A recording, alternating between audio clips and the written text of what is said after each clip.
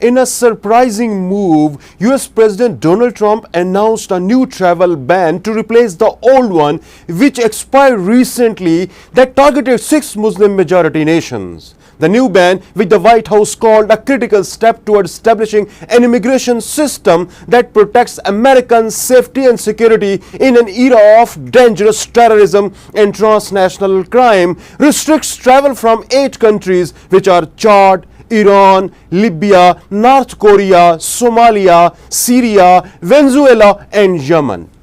Trump said in a statement, "We cannot afford to continue the failed policies of the past, which present an unacceptable danger to our country. My highest obligation is to ensure the safety and security of the American people. And in issuing this new travel order, I am fulfilling this sacred obligation," he said.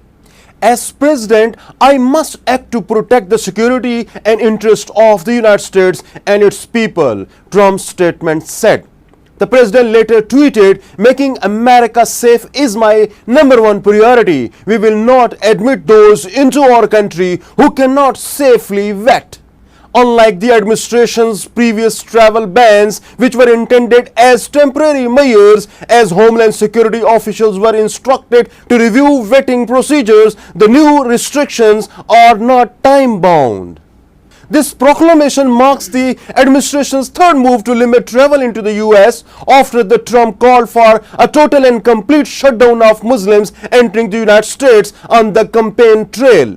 He had called for a total and complete shutdown of Muslims entering the United States during election campaign. The first ban, which was chaotically rolled out in January 2017, targeted refugees in 7 Muslim-majority countries and was subsequently abandoned by the administration after a series of federal courts blocked on grounds it violated the US Constitution's protection of religious freedom. The second order, issued in March, targeted 6 of the same countries. A limited version of the ban was allowed to come into effect over the summer following a temporary ruling by the Supreme Court.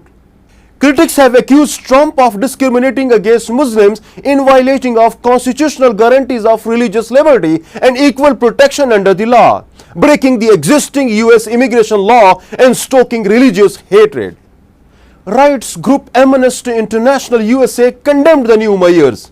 Just because the original ban was especially outrageous does not mean we should stand for yet another version of government-sanctioned discrimination, it said in a statement. "It is senseless and cruel to ban whole nationalities of people who are often fleeing the very same violence that the US government wishes to keep out. This must not be normalized."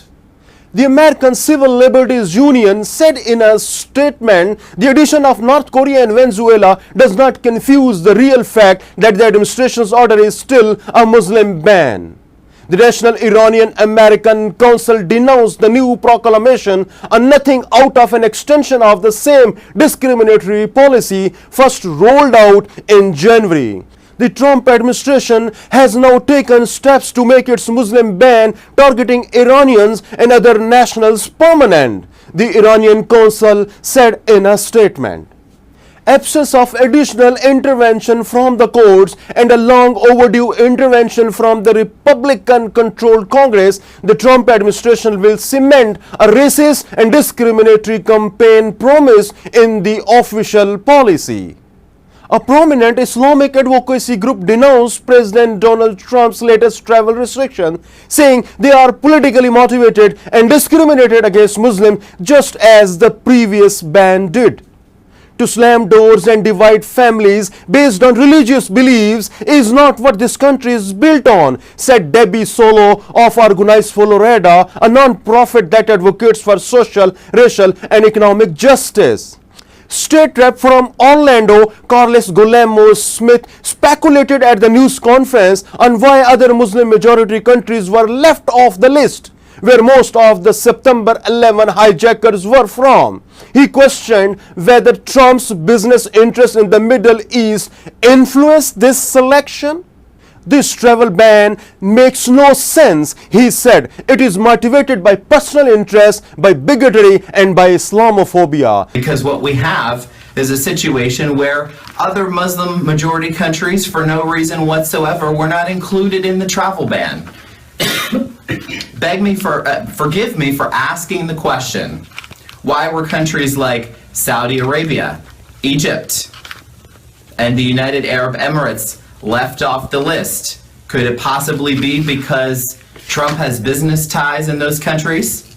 Even though these are the countries where most of the 9/11 attackers came from?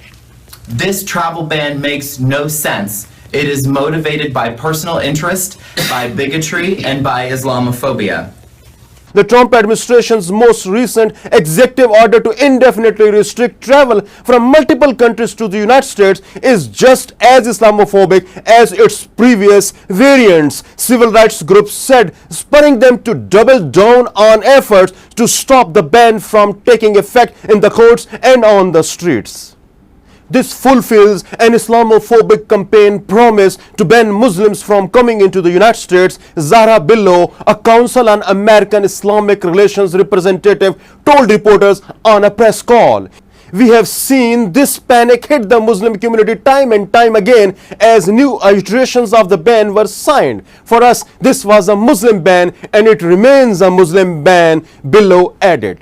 One of the things that was noteworthy about the proclamation, it never made a case that existing vetting procedures were inadequate. Justin Cox, staff attorney at the National Immigration Law Center, said on the same press call.